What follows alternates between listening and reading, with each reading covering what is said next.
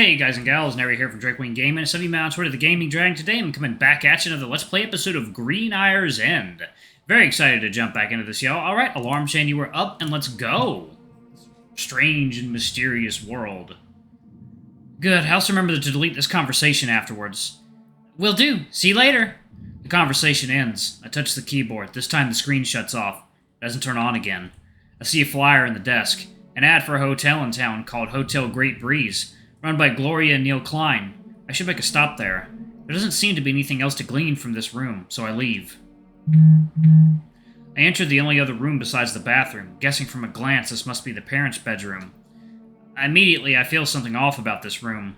I felt this in the house, but here, where it's most intense, I notice that it's more than just a passing feeling. Unfortunately, I can't pinpoint where it's coming from. Then again, I was planning to search the whole place anyway. On the left side of the room is a small desk, a mirror, and a wardrobe. The mirror is open up to a common apartment filled with makeup products and medicine. The desk holds several CDs and tapes, a smartphone, CD player, a recorder, and a photo album. The photos mostly focus on a young woman who gradually gets older as it goes on. I'm guessing this side of the room belongs to the mother of the family. Diana Orland Rocha, singer and actress, appears to have left the stage in her late 30s. Past a certain point, the album features a lot of photos of Diana with her child. They both look happy. The image is heartwarming, yet it comes accompanied with a sting at mine. A pang of guilt for not remembering something so important to me.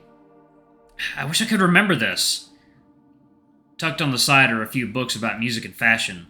The wardrobe has several different styles of clothes and accessories. The variety and quality in display is quite impressive.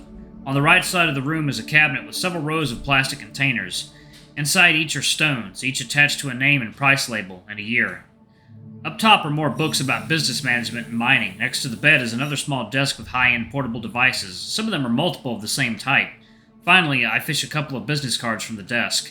Rodrigo Rocha, CEO of Green Eyre Construction since 1989, building a brighter future from small spaces. That's the town's mining company, I think. And that name, it's very familiar to me, second only to how I felt about mine. Except this time I feel particular memories attached to it. Dan, are you okay? You look upset. What happened? Nothing in particular. There have been things gnawing at me for a while now. I feel lost. Whatever it is you feel is troubling you, you can always tell me, son. I'm here for you, and I will do anything to help. The conversation goes silent. A few minutes later, I hear them again, but it's a different time. You don't want to do this, do you? To inherit the company. I had a feeling this was the case. Please bear with me a while longer. Once we get our wishes granted, we'll go wherever you want to. Begin a new life. In a place you can be happy. I think your mother would have wanted that too. The memory stops there, leaving me with the vestiges of a warm yet melancholic feeling. The laptops don't turn on, even when I plug it into the wall. Both smartphones don't do much better.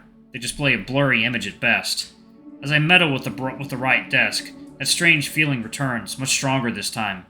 I see a small box tucked away between it and the bed. It's like, water time.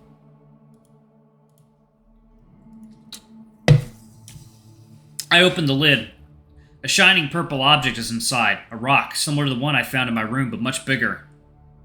I feel strange holding it. My hand is both numb and hypersensitive at the same time. A purple light spreads across my arm, changing it. Ah! I drop the stone in panic. What was that? I look at my arm. It's back to how it was before, cracked and faded. When the light shot through me, it looked like it was healed for a moment.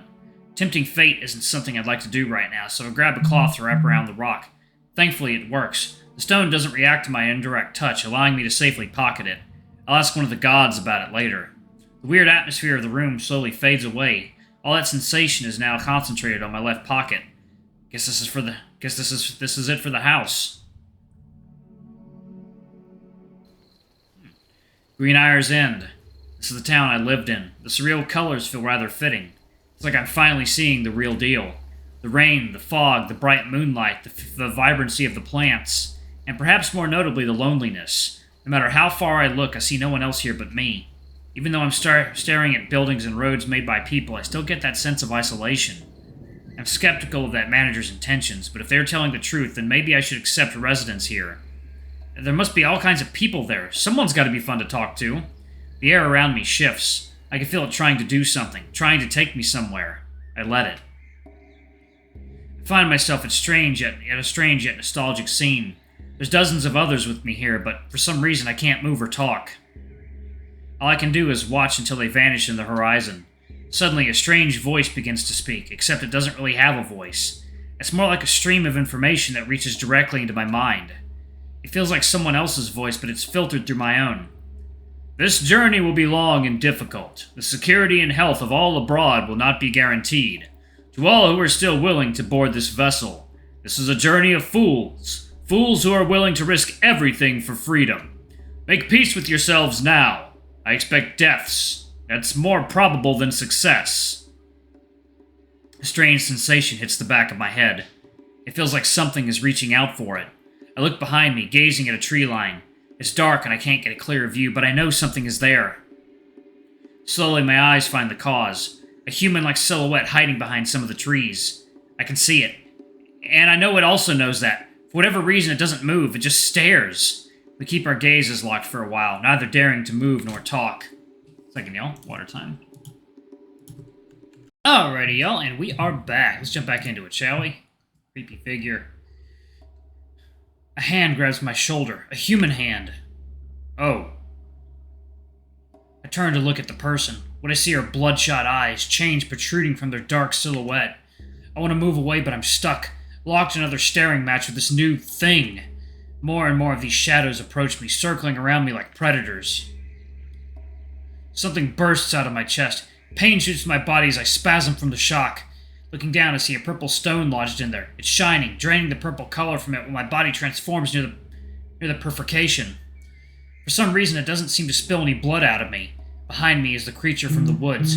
It whispers into my ears, a low, cracked, barely audible voice. Don't come back. I wake up back outside my home. The hole in my chest is no longer there, yet the pain is taking much longer to fade away. What was that? A nightmare? A memory? I pull the purple stones out of my pocket. Both of them are as I first found them. So that was another piece. I put the rocks back in my pocket, noting myself to not touch them unprotected again. The mining company was excavating these, so they might know more. I gotta find out where they set up operations. There should also be a police station in this town. They probably have files on my murder and hopefully results already. Facing the town, I find a path down the mountain and walk towards it. The trek downwards is relatively short and uneventful. This path really is much shorter than the other. A shame it was blocked earlier. Something I notice on the way is how most houses here have surveillance cameras, and they have a clear view of this road from almost every angle. If someone committed a murder here, they'd be caught for sure, which is why I should have waited. Even if the sun went down, the lampposts provide enough light to film at night. What is also strange is how I see no signs of that police operation either. No tapes and only regular car tracks. It's been a few days, but this is too clean. The police are rarely that thorough in this town. As I approached the foot of the mountain where I saw the blockade, I decided to go off the path and search for a bit. Looking at the cameras, I determined the best angle to avoid their lenses and follow it. I trekked through the dense bushes and grass, careful to not lose my way back. Eventually I see something shine in the moonlight. I pick it up. It's a piece of gray rock. Purple sparks fly inside when I touch it, but it has otherwise no effect on me. This one must be drained, like the one that stabbed me. I don't think I have any use for them. For this, then. I return to the road, reaching the gate leading to the rest of the town. Here, I find some tracks of a large vehicle, likely a tow truck. It doesn't go up the mountain, though. There are a few more smaller tracks, so it was probably a regular car. A police car? Maybe. I don't remember seeing the cop's vehicle. I assumed it was further up the mountain since there were more cops there. Doesn't the police keep records of those kinds of incidents? One of them would have reported this. All the more reason to stop by the station later, then. Returning to the road, I walk past the gate. Second, y'all. Water time.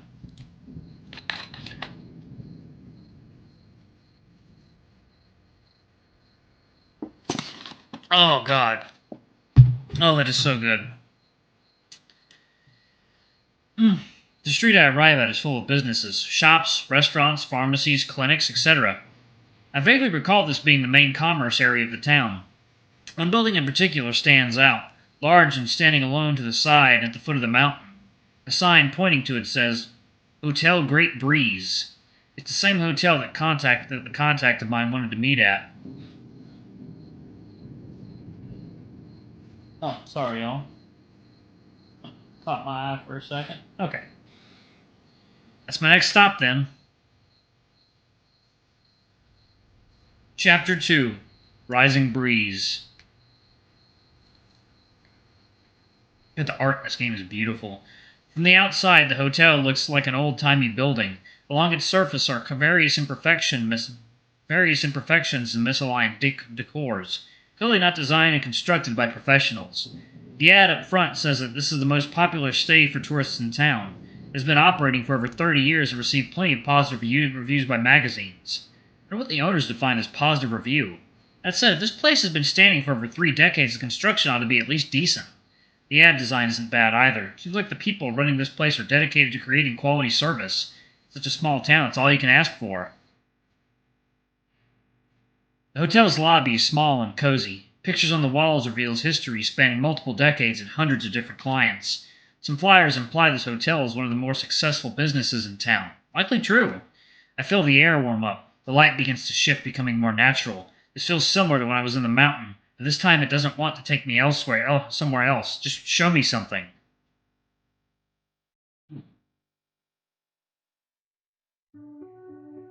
Someone shows up in front of me, an old lady. Good morning. Oh, good morning, darlings. How is today treating you? Good morning, Gloria. I hope you can forgive our early arrival. The repairman wanted to start sooner. Oh, it's no issue. Friends are welcome at any time. Glad to hear it. Danielle, come introduce yourself. Hello, Gloria. Is that me? Oh, Danielle, how you've grown. I remember when you were still a little boy, learning chess with Diana. More like learning chess from you. Got any new trophies since then? We stopped making trophies for our little tournaments. People preferred the raw cash. Can't blame them. It's a good reward. I heard in some places people sign a card with a phrase for the winner, like rewarding people with nicer, salty words. That sounds great. I'll have to put in the suggestion with the others. Are you too hungry already? I was just preparing lunch, but it will take another hour to finish. That'll be fine. I'd rather unpack our stuff first. Neil already prepared your room. Follow me, please. The trio moves upstairs. My vision follows, despite me not moving. It smells nice. What's for supper? A vegetable and bacon pie, the recipe your mother used to make. I asked her, of course, and Gloria's the only other person that does that recipe justice. Right. In spite of my father's cheery tone, I can tell I'm not happy about this. I can't remember the reason why, though. Hey, Gloria, where's your husband? He's at the garden tending to another client. He should be back soon enough. The phone downstairs starts to ring. Pardon me, but I should attend the call. Your room is the one at the end of the hall. Please make yourselves at home. Worry not, we are familiar enough with the place. Gloria walks downstairs. My father is already at the door to our room. Our room is large with 4 available beds, a private bathroom, cabinets filled with snacks, a TV, and plenty of drawers to put our stuff in. Could have picked a room for 2. This one is nicer. Of course. I'll be at the bathroom for a minute. My father leaves as I begin to unpack my bags. I hadn't brought much. Probably wasn't going to stay for long. Voices come through the window. 2 male voices coming from the direction the garden is. There's the old, ragged yet cheerful and calm voice of Neil, the other caretaker of the hotel. Then there's one I don't recognize, softer, more reserved, but that could hit deep and commanding tones too. A flask of pepper and salt, a dozen units of garlic, lemon, and ginger. Is that correct? Yes, as for our part, a bottle of honey, 2 bags of flour, and 4 packs of mint. Actually, I'm going to pause it right there. Thank you all so much for watching. Don't forget to like, comment, subscribe, ring that notification bell, and check out our Patreon if you can. It always helps. Alrighty, y'all. I'm tired. I'm going to hit the hay. I love you all, and I'll see y'all in the next video. Bye-bye!